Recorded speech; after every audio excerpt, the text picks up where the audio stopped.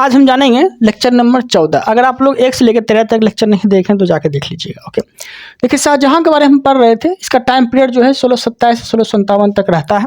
Okay, Shahjahan के काल को स्थापत्य कला का स्वर्णयुग कहा जाता है और इसके जो बेटे होते हैं वह होते हैं दारा सिक्को। दारा सिक्को को लघु अकबर कहा जाता है और दारा सिक्को को जो है 6000 मनसन मिलता है। ओके, यहाँ तक कोई दिक्कत नहीं है।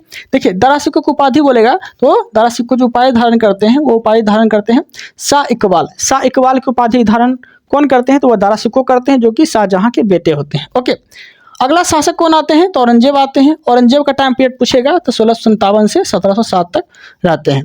ये अपने आप को जिंदा पीर कहते हैं। ओके, इसके पिता का नाम क्या रहते हैं तो शाहजहां रहते हैं और माता अर्जुमन बानो बेगम, जिसे बोलते हैं मुमताज। ओके, यहाँ तक कोई दिक्कत नहीं है। आगे देखते हैं, औरंगजेब के जो विवाह होता है वह होता है दिलरास बानो बेगम। दिलरास बानो बेगम से औरंगजेब का विवाह होता है। ओके, औरंगजेब आपसे पूछेगा कि औरंगजेब क्या बजाते थे तो बीना बजाते थे। ठीक है, कौन सा वाद्य यंत्र बजाते थे औरंगजेब तो बीना बजाते थे। ये खुद बीना बजाते थे लेकिन संगीत से नफरत करते थे। ठीक है, इसके दरबार में संगीत बजाना वर्जित था, नृत्य करना वर्जित था। ओके, ये सब पे रोक लगाए थे लेकिन खुद ये बीना बजाते थे। आगे देखते हैं, 80 करोड़ पे रोक जो लगाए थे वो औरंगजेब लगाए थे। औरंगजेब का जो राज्याभिषेक हुआ था ये 2 बार हुआ था। ठीक है, एक 1658 1659 और 1659 में हुआ था और दोनों दिल्ली में ही हुआ था। ओके, राज्याभिषेक जो होता है तो राज्याभिषेक क्यों होता है? राजगद्दी के लिए होता है। होते राजगद्दी पर जब कोई बैठता है तो उसके लिए राज्याभिषेक होता है। ठीक है, तो राज्याभिषेक जो हुआ था उससे पहले ना युद्ध हुआ था। ठीक है, गद्दी के लिए युद्ध हुआ था। किसके बीच? दारा सिक्को और औरंगजेब के बीच। तो युद्ध आपसे क्वेश्चन पूछेगा तो आप याद रखिएगा। युद्ध का ट्रिक बना दिए हैं बाघ साथ देव, मतलब कि बो से बहादुरगढ़ का युद्ध, धो से धर्मठ का युद्ध, सो से सामूगढ़ का युद्ध, दे से देवरा का युद्ध। ये चारों पांचों जो युद्ध हुआ था ये किसके बीच हुआ था तो दारा सिक्को के बीच हुआ था। कौन सा युद्ध हुआ था तो बहादुरगढ़ का युद्ध 1659 में हुआ था, धर्मठ का युद्ध 1658 में हुआ था, सामूगढ़ का युद्ध 1658 में ही हुआ था। लास्ट में जो है दारा सिक्को को मार दिया जाता है औरंगजेब के द्वारा 1659 में। ठीक है, अब आप वही आपसे क्वेश्चन पूछेगा कि औरंगजेब का राज्याभिषेक कितना बार हुआ था 1658 और 1659 में। 1659 में दोबारा राज्याभिषेक होता है किसके मारने के बाद तो दारा सिक्को को मार देने के बाद। ओके, आगे देखते हैं औरंगजेब का प्रमुख कार्य। औरंगजेब क्या किए थे तो सिक्कों पे कलमा लिखवाया था, नवरोज उत्सव पे रोक लगाया था, इसके दरबार में संगीत नृत्य करना वर्जित था, झरोका दर्शन पे रोक लगाया था। ठीक है, और स्टार्ट कौन किया था तो स्टार्ट अकबर किए थे। ओके, अब देखिए झरोका दर्शन में क्या होता था तो सुबह सुबह जो है बालकनी में आके प्रजा को दर्शन देना पड़ता था, हाय हेलो बोलना पड़ता था, बस यही सब था और कुछ खास था नहीं। ओके, मुहर्रम और होली और दिवाली पे रोक लगाया था। मुहर्रम, होली और दिवाली पे कौन सा मुगल शासक रोक लगाए थे तो औरंगजेब लगाए थे। ओके, औरंगजेब जो है जजिया कर को पुनः लागू किया था। जजिया कर को समाप्त कौन किए थे? अकबर किए थे, लेकिन पुनः लागू कौन कर दिए तो औरंगजेब कर दिए। जजिया कर से बहुत सारा क्वेश्चन पूछेगा आपसे कि जजिया कर पहली बार कौन लगाए थे तो मोहम्मद बिन कासिम लगाए थे, जो कि भारत पे पहली बार जो आक्रमण किए थे मुस्लिम वो मोहम्मद बिन कासिम किए थे 712 ईस्वी में। उसी के द्वारा जो है पहली बार जजिया कर लगाया गया था। फिर जो है अकबर खत्म किया, फिर औरंगजेब आए तो फिर पुनः लागू कर दिया और अंतिम रूप से जजिया कर को कौन समाप्त कर दिया तो मोहम्मद शाह रंगीला कर दिया। ओके, यहाँ तक कोई दिक्कत नहीं है। आगे देखते हैं, तुलादान प्रथा पे रोक लगाया था कौन? औरंगजेब। और तुलादान प्रथा स्टार्ट कौन किए थे तो अकबर स्टार्ट किए थे। तुलादान प्रथा क्या होता था कि एक तरफ राजा बैठते थे, एक तरफ सम्मान रखाता था, मतलब कि सोना चांदी जो भी है राजा के वजन के हिसाब से जो भी सम्मान आता था वो प्रजा में बांट दिया जाता था। ओके, सोना चांदी जो भी है ये होता था तुलादान प्रथा। अब देखिए सिखों के 9वें गुरु की हत्या करवा दिया था कौन? इस्लाम जब कबूल नहीं कर रहा था। ठीक है, इस्लाम कबूल कराने का बहुत प्रयास किया। ठीक है, औरंगजेब, लेकिन जब इस्लाम कबूल नहीं किया 9वें गुरु, सिखों के 9वें गुरु तेग बहादुर, तो उसको मरवा दिया, फांसी दे दिया गया था। ओके, यहाँ तक कोई दिक्कत नहीं। किसके द्वारा तो औरंगजेब के द्वारा। तो औरंगजेब जो है किसके मृत्यु के कारण बनते हैं तो 9वें गुरु तेग बहादुर की हत्या औरंगजेब के द्वारा किया जाता है। यहाँ तक कोई दिक्कत नहीं है। अब देखते हैं उसके बाद जो है औरंगजेब की मृत्यु हो जाती है 1707 ईस्वी में। कहाँ पे तो अहमदनगर महाराष्ट्र में। ओके, औरंगजेब जो है 1679 में महाराष्ट्र के किस जगह तो औरंगाबाद में बीबी का मकबरा बनवाते हैं, जो कि शाहजहां का घटिया नकल कहलाता है। ठीक है, बीबी के नाम पे औरंगजेब किसका मकबरा बनाते हैं तो इसका मकबरा बनाते हैं, बीबी का मकबरा बनाते हैं। ठीक है, औरंगजेब पूछेगा कि किसके लिए मकबरा बनवाते हैं तो बीवी, अपने बीवी के लिए मकबरा क्या बनाते हैं तो बीवी का मकबरा बनाते हैं। ओके, जिसे बोलते हैं शाहजहां का घटिया नकल। अब आगे टॉपिक देखिए, अब हम जानेंगे 1857 क्रांति। जैसे आपको बोले कि आज जो है मुगल काल खत्म हो जाएगा, और वही टॉपिक लेके हम पढ़ा रहे हैं, वही टॉपिक लेके आते हैं जो एग्जाम में क्वेश्चन जिस टॉपिक से ज़्यादा गिरा है वही टॉपिक लेके आते हैं। आगे हम पढ़ेंगे 1857 क्रांति। अब समझिए 1857 क्रांति होने का बहुत सारा रीजन था, ठीक है, सामाजिक, धार्मिक, आर्थिक, बहुत सारा रीजन था 1857 क्रांति होने का, लेकिन प्रमुख रीजन आपको याद रखना है। देखिए अंग्रेज क्या किया था, 1856 में जो है अंग्रेज ने एक निर्णय लिया। निर्णय क्या लिया, तो एक बंदूक होता था ब्राउन बेस, ब्राउन बेस के स्थान पे जो है इनफील्ड राइफल लाया। कौन, तो अंग्रेज, ठीक है। ब्राउन बेस के स्थान पे इनफील्ड राइफल कौन लाए थे, तो अंग्रेज लाए थे, ओके। और इनफील्ड राइफल में क्या होता था कि इसमें ना बंदूक अच्छा से चले, अच्छा से काम करे, इसके लिए कोई तेलान चीज लगाया जाता था इस कारतूस में, ओके। और यही जो है बाद में फिर बहुत सारा रूप ले लिया, 1857 क्रांति का प्रमुख रूप ले लिया। कैसे रूप ले लिया, तो आइए जानते हैं। देखिए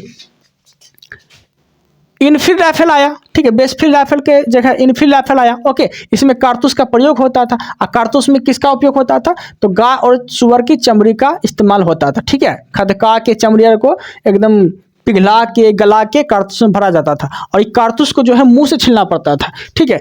तो मुस्लिम लोग सुअर को माता मानते हैं, और हिंदू लोग जो है गाय को माता मानते हैं, ठीक है। तो ये सब जो है दोनों का धर्म भ्रष्ट हो रहा था, क्योंकि मुंह से छीलना पड़ रहा था, ओके। तो बाद में यही प्रमुख कारण बनता है, गाय और चर्बी जो लगाया जाता है कारतूस में, यही प्रमुख कारण बन जाता है 1857 क्रांति का। अब समझिए कैसे। देखिए क्योंकि इसे ना मुंह से छीलना पड़ता था, ठीक है, जिसके वजह से असंतोष फैल गया लोगों में, ठीक है। ये क्या क्या करना पड़ रहा है मुझे, असंतोष फैल गया, जिसमें कि मंगल पांडे विरोध भी किए थे कि अंग्रेज आप ऐसे क्यों कर रहे हैं, ठीक है, मेरे धर्म से हस्तक्षेप क्यों कर रहे हैं, ओके। अब देखिए सबसे पहले विद्रोह जो हुआ था 29 मार्च 1857 ईस्वी को बैरकपुर बंगाल में हुआ था, ठीक है। कौन किया थे, तो मंगल पांडे के द्वारा ये किया गया था विद्रोह, ओके। मंगल पांडे जो है 34 नेटिव इन्फेंट्री से, याद रखिएगा। मंगल पांडे को 8 अप्रैल 1857 को फांसी दे दिया जाता है। 8 अप्रैल 1857 को किसको फांसी देता है, तो मंगल पांडे को फांसी देता है। क्यों देता है फांसी, क्योंकि मंगल पांडे जब विरोध करता है ना, तो 2 मेजर आते हैं, एक मेजर हुसैन आते हैं और लेफ्टिनेंट बाग आते हैं, ये दोनों विरोध करते हैं। जब मंगल पांडे ये दोनों को गोली से मार देता है, गोली मार के हत्या कर देता है मेजर हुसैन और लेफ्टिनेंट बाग को, तो यही दोनों के मारने के बजाय जो है फांसी दे दिया जाता है मंगल पांडे को, जो कि 34 नेटिव इन्फेंट्री से रहते हैं, ओके। यहाँ तक कोई दिक्कत नहीं। उसके बाद जब फांसी उसी मिलने लगता है मंगल पांडे को, तो ये हल्ला बोल का नारा देते हैं। कौन, मंगल पांडे क्या देते हैं, हल्ला बोल का नारा। तो आपसे क्वेश्चन पूछेगा कि मंगल पांडे क्या चीज़ का नारा देते हैं, तो हल्ला बोल का नारा देते हैं, ठीक है। 1857 क्रांति में 1857 क्रांति जो होता है आपका डेट पूछेगा, 10 मई 1857 ईस्वी को मेरठ में होता है 1857 क्रांति, ओके। किस नेटिव इन्फेंट्री से, तो 20 नेटिव इन्फेंट्री से। और मंगल पांडे किस नेटिव इन्फेंट्री से थे, तो वो 34 नेटिव इन्फेंट्रीज थे। 1857 क्रांति के जो नेता थे ना, वो बहादुर शाह जफर द्वितीय थे, ओके। और सेनापति कौन थे, तो वो बख्त खां थे, ओके। यहाँ तक कोई दिक्कत नहीं है। 1857 क्रांति का जो ब्रिटेन के प्राइम मिनिस्टर थे ना, वो पॉमस्टन थे। आपसे क्वेश्चन पूछेगा कि 1857 क्रांति का ब्रिटेन के प्राइम मिनिस्टर कौन थे, तो पॉमस्टन थे, लॉर्ड पॉमस्टन थे, ओके। इस समय जो है अखबार जो था, ठीक है, एक अखबार था आजाद ए प्यामे। ये जो अखबार था ना, ये क्रांतिकारी अखबार के रूप में जाना जाता था, क्योंकि यही अखबार के जरिए जो है लोगों का सूचना पहुंचता था, ओके। इस समय जो जांच कराने के लिए आयोग आया था, वो आयोग का नाम क्या था, तो पील कमीशन आयोग आया था। पील कमीशन का गठन किया गया था अंग्रेजों के द्वारा, ओके। इसमें ब्राह्मणों का संख्या घटा दिया गया था सैनिक में, और बहुत सारा संख्या बढ़ा दिया गया था जो पाखंडी नहीं थे, ठीक है। तो इसमें सैनिक के लिए, मुख्य रूप से सैनिक का गठन करने के लिए पील कमीशन का गठन किया गया था, ओके। झंडा गीत गाया गया था किसके द्वारा, तो अजीमुल्लाह के द्वारा गाया गया था झंडा गीत, ओके। सबसे ज्यादा सैनिक जो भाग लिए थे 1857 क्रांति में, वो अवध प्लस बंगाल से भाग लिए थे, ओके। यहाँ तक कोई दिक्कत नहीं है।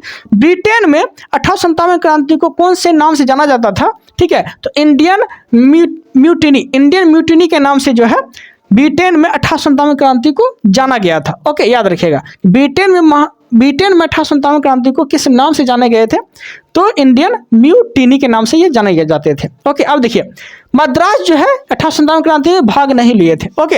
अब देखिए 1857 क्रांति के बाद देश में जो पहला विद्रोह हुआ था, वह हुआ था नील विद्रोह, ठीक है। 1857 क्रांति के बाद कौन सा विद्रोह हुआ था? पहला तो नील विद्रोह हुआ था। स्टार्ट कहाँ हुआ था? तो नदिया जिला, पश्चिम बंगाल, गांव गोविंदपुर में हुआ था। ओके, नील विद्रोह का नेतृत्व कौन कर रहे थे? तो वो कर रहे थे दिगंबर विश्वामित्र और विष्णु विश्वास कर रहे थे। ओके, यहाँ तक कोई दिक्कत नहीं है।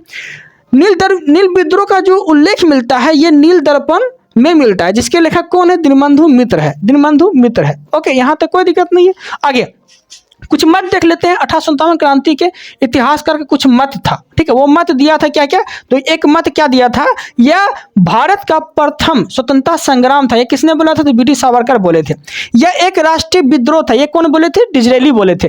यह पूर्णतः सिपाही विद्रोह था। ये कौन बोले थे? जॉन लॉरेंस एवं सीले बोले थे। ओके, 1857 क्रांति का स्वरूप राष्ट्रीय था। ये कौन बोले थे? ये बोले थे अशोक मेहता। ओके, यह अंग्रेजों के विरुद्ध हिंदू मुसलमानों का संयंत्र था। ये कौन बोले थे? तो जेम्स आउटकम टेलर बोले थे। ओके, क्या बोले थे? यह अंग्रेज के विरुद्ध हिंदू और मुसलमानों का संयंत्र था। जेम्स आउटकम टेलर बोले थे। यहाँ तक कोई दिक्कत नहीं। अब बुक देख लेते हैं 1857 क्रांति से relative. Okay, first war of independence के लेखक कौन है? B D Savarkar. Okay, first war of independence के लेखक बी डी सावरकर है। 1857 क्रांति के बुक के लेखक आप पूछ लिया कि 1857 क्रांति का बुक कौन लिखा था, तो आप याद रखिएगा एसन सेन लिखे थे। ओके, एक बुक और याद रखना है, the great revolution. The great revolution के लेखक कौन है? अशोक मेहता ही है। द ग्रेट रिवॉल्यूशन के लेखक कौन है? अशोक मेहता है। और रिवॉल्यूशन 1857 क्रांति के लेखक कौन है? तो पीसी जोशी है। ओके, यहाँ तक कोई दिक्कत नहीं है। अब देखिए दिल्ली से कौन कौन नेतृत्व कर रहे थे किस जगह से, वो देख लेते हैं। दिल्ली से कौन नेतृत्व कर रहे थे? बहादुर शाह जफर द्वितीय, यही नेता थे 1857 क्रांति का। ओके, सेनापति कौन थे? बहादुर शाह जफर द्वितीय जाने के बाद सेना नेतृत्व कौन कर रहे थे? तो बख्त खां कर रहे थे। बहादुर शाह जफर द्वितीय का मृत्यु कब हुआ था? 1862 में हुआ था। इसको जो है बहादुर शाह जफर द्वितीय को अंग्रेज के द्वारा जो है रंगून भेज दिया गया था। ओके, इलाहाबाद से कौन नेतृत्व कर रहे थे? तो लियाकत अली कर रहे थे। अंग्रेज नेतृत्व कौन कर रहे थे इलाहाबाद से? तो कर्नल नील कर रहे थे। फैजाबाद से नेतृत्व कौन कर रहे थे? तो मौलवी अब्दुल्ला कर रहे थे। और अंग्रेज नेतृत्व कौन कर रहे थे? कर्नल नील कर रहे थे। जगदीशपुर से कौन नेतृत्व कर रहे थे? तो वीर कुंवर सिंह नेतृत्व कर रहे थे। और अंग्रेज नेतृत्व कौन कर रहे थे? जगदीशपुर से तो विसेंट अय्यर कर रहे थे। ओके, यहाँ तक कोई दिक्कत नहीं है। वीर कुंवर सिंह की मृत्यु की बात बोलेंगे तो मृत्यु जो हो जाते हैं वीर कुंवर सिंह के, वो 8 अप्रैल 1858 को इसकी मृत्यु हो जाती है। ओके, बरेली नेतृत्व कौन कर रहे होते हैं? तो खान बहादुर खां कर रहे होते हैं। ओके, भारतीय तरफ से बरेली नेतृत्व कौन करते हैं? खान बहादुर खां करते हैं। अंग्रेज कौन करते हैं बरेली से? तो विसेंट अय्यर करते हैं। फतेहपुर सीकरी से कौन करते हैं? तो वह करते हैं अजीमुल्ला। फतेहपुर सीकरी से कौन करते हैं? अजीमुल्ला करते हैं। और अंग्रेज कौन कर रहे होते हैं? जनरल लेनर्ड कर रहे होते हैं बरेली फतेहपुर सीकरी से। ओके, अजीमुल्ला को नेपाल भेज दिया जाता है अंग्रेजों के द्वारा। ओके, लखनऊ से कौन कर रहे होते हैं? तो बेगम हजरत महल कर रहे होते हैं। और अंग्रेज कौन नेतृत्व कर रहे होते हैं? तो कैंपबेल कर रहे होते हैं। लखनऊ से कौन करते हैं? बेगम हजरत महल। और अंग्रेज दबाने का काम कौन करते हैं? 1857 क्रांति तो कैंपबेल करते हैं। कानपुर से नेतृत्व कौन करते हैं? तो नाना साहब करते हैं। और दबाते कौन है 1857 क्रांति कानपुर से? तो वो कैंपबेल दबाते हैं। ग्वालियर से नेतृत्व कौन करते हैं? तो ताजा टोपी करते हैं। असम से नेतृत्व कौन करते हैं? दीवान मनीराम दत्त करते हैं। और प्राचीन नाम अगर पूछ लिया असम का तो क्या नाम रहते हैं? कामरूप।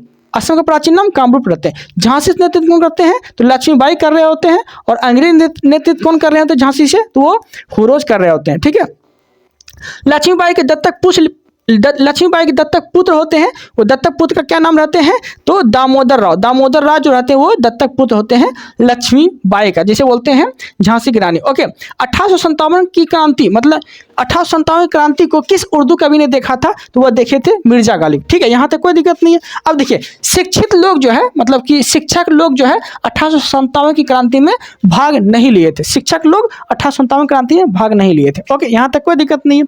अच्छे समझ में आ गया होगा। अगर आप लोग मेरे लुसेंट के लुसेंट का अगर क्विज करना चाहते हैं, ठीक है, तो इस वीडियो के डिस्क्रिप्शन में एक लिंक मिलेगा, वो फॉर्म फिल करके आप लुसेंट का क्विज कर सकते हैं हम लोग के साथ। ओके, बहुत सारा लड़का जुड़ा हुआ है, उसमें आपको लुसेंट का क्विज करवाया जाएगा। ओके देन, यहाँ तक कोई दिक्कत नहीं। मिलते हैं हम लोग अगले टॉपिक के साथ। अगर आप लोग नए हैं तो चैनल को सब्सक्राइब जरूर करिएगा। Thank you, thanks for watching.